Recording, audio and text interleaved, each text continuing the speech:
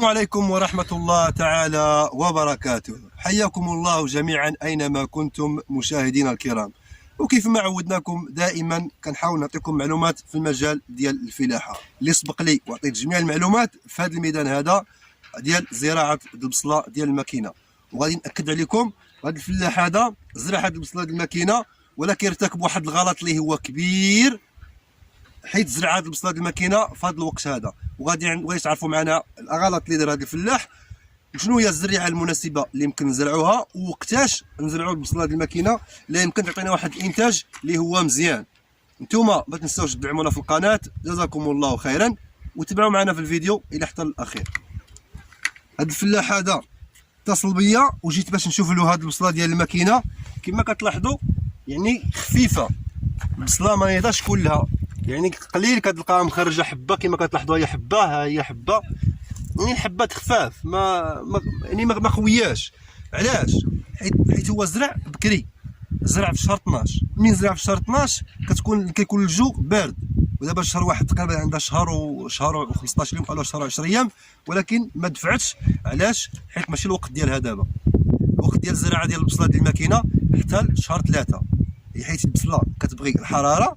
ملي كتزرع في شهر 3 راه كتجي بوقت مع البصله ديال القادومه، يعني كتوجد في وقت واحد. لهذا الشيء علاش على هذا خصنا نزرعوها في شهر 3.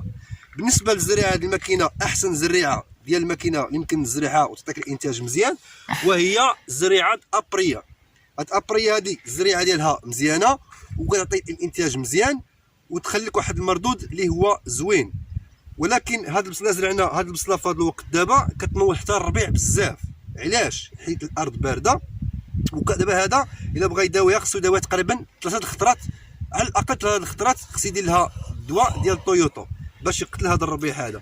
ولكن في نفس الوقت غادي يهرس الجهد ديال البصله، والبصله خفيفه، اذا ما غاديش يكون عندنا واحد الانتاج اللي هو مزيان.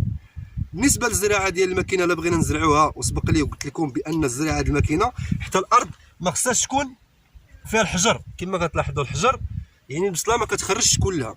البصله ديال الماكينه خص تكون عندك الارض رطبه، يعني تكون ارض رمله باش كتيري مزيان وكتعطيك واحد الانتاج اللي هو مزيان.